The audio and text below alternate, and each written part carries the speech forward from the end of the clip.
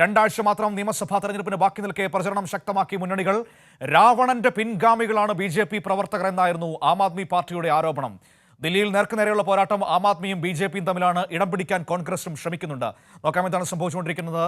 വിഷ്ണു തലവൂർ ചേരുകയാണ് നമ്മളോടൊപ്പം വിവരങ്ങളുമായി ടെലിഫോൺ ലൈനിൽ. വിഷ്ണു, ശക്തമായ പോരാട്ടം നടക്കുന്നു. ത്രികോണ മത്സരമെന്ന് പറയാനുള്ള സാധ്യതയുണ്ട്. കാരണം കോൺഗ്രസിന് ആ രീതിയിൽ പഴയൊരു ശക്തിയോ അല്ലെങ്കിൽ ഒരു പോരാട്ട വീറോ ഇപ്പോൾ ദില്ലിയിൽ അവകാശപ്പെടാൻ പറ്റുന്നുണ്ടോ? പ്രധാന പോരാട്ടം ബി.ജെ.പിയും ആം ആദ്മിയും തമ്മിൽ തന്നെയല്ലേ?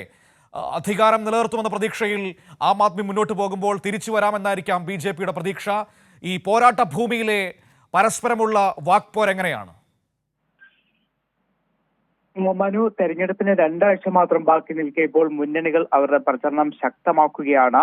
ദില്ലിയിൽ പ്രധാന മത്സരം ബി.ജെ.പിയും ആം ആദ്മിയും തമ്മിലാണ്. ആം ആദ്മി ബി.ജെ.പിയെ കടന്നാക്രമിച്ചും അതോടൊപ്പം തന്നെ മധ്യവർഗത്തിനു വേണ്ടിയുള്ള പ്രകടന പത്രിക പുറത്തിറക്കിയുമാണ് എ.പി മുന്നോട്ട് പോകുന്നത്. കഴിഞ്ഞ ദിവസം തന്നെ ബി.ജെ.പിയെ ഇത്തരത്തിൽ ബി.ജെ.പി പ്രവർത്തകരെ നേതാക്കളെയൊക്കെ രാവണന്റെ പിൻഗാമികൾ എന്നൊരു വിമർശനം അല്ലെങ്കിൽ ആരോപണമാണ് ഇത്തരത്തിൽ ആം ആദ്മി മുന്നോട്ട് വയ്ക്കുന്നത്. അതോടൊപ്പം തന്നെ മധ്യവർഗത്തിന് വേണ്ടി അരവിന്ദ് കെജ്രിവാൾ ആണ് പുതിയ പത്രിക ഇറക്കിയിട്ടുള്ളത്. മധ്യവർഗക്കാർക്ക് പ്രയോജനപ്പെടുന്ന വിധത്തിൽ നികുതി ഇളവുകൾ ആവശ്യമാണെന്നും ഇതിനായി എ.പി പാർലമെന്റിൽ ശബ്ദമുയർത്തുമെന്നുമാണ് കെജ്രിവാൾ പറയുന്നത്. പൊതുജനങ്ങൾക്ക് നിർദ്ദേശങ്ങൾ സമർപ്പിക്കാൻ ഇത്തരത്തിൽ ഒരു പോർട്ടലും ആം ആദ്മി പുറത്തിറക്കിയിട്ടുണ്ട്. എന്തായാലും ഒരു തുടർഭരണം ലക്ഷ്യമിട്ടുകൊണ്ടുള്ള ശക്തമായിട്ടുള്ള പ്രചരണമാണ് ആം ആദ്മി മുന്നോട്ട് വെക്കുന്നത്. അതേസമയം ബി.ജെ.പിയും ശക്തമായിട്ടുള്ള പ്രചരണവുമായി രംഗത്തുണ്ട്.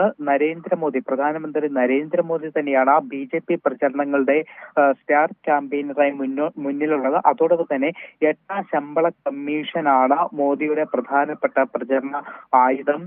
ഏറ്റവും കൂടുതൽ കേന്ദ്ര സർക്കാരുള്ളത് ദില്ലിയിൽ തന്നെയാണ്. അതുകൊണ്ട് തന്നെ 8ാം ശമ്പള കമ്മീഷൻ വലിയൊരു പ്രചരണ ആയുധമാക്കി തന്നെയാണ് ബി.ജെ.പി മുന്നോട്ട് പോകുന്നത്. കോൺഗ്രസും ഈ പ്രചരണ രംഗത്ത് സജീവമാണ്. അതേസമയം രാഹുൽ ഗാന്ധി അനാരോഗ്യം മൂലം ഇനിയുള്ള ചില റാലികളിൽ രാഹുൽ ഗാന്ധി പങ്കെടുക്കാൻ സാധ്യതയില്ല എന്നുള്ള ചില റിപ്പോർട്ടുകൾ പുറത്തു വരുന്നുണ്ട്. അതിനിടെ കോൺഗ്രസിന്റെ റാലികളിൽ മറ്റ് പ്രധാനപ്പെട്ട നേതാക്കൾ, അതായത് പ്രിയങ്ക ഗാന്ധി, മല്ലികാർജുൻ ഖാർഗെ ഉൾപ്പെടെയുള്ളവർ സജീവമല്ല എന്നൊരു പരാതി കോൺഗ്രസിനകത്ത് നിന്ന് തന്നെ ഉയർന്നു വരുന്നുണ്ട്. മനു, ശരി, നോക്കാം വിഷ്ണു എന്താണ് സംഭവിക്കുന്നതെന്ന്. അവസാന ഫലം എന്താകുമെന്ന് നമുക്ക് ആകാംക്ഷയോടെ കാത്തിരിക്കാം.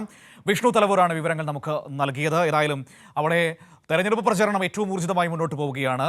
പലതരത്തിലുള്ള ആരോപണങ്ങൾ, പ്രത്യാരോപണങ്ങളൊക്കെ നടന്നുകൊണ്ടിരിക്കുന്നു. അങ്ങനെ കാര്യങ്ങൾ മുന്നോട്ട് പോകുന്നു.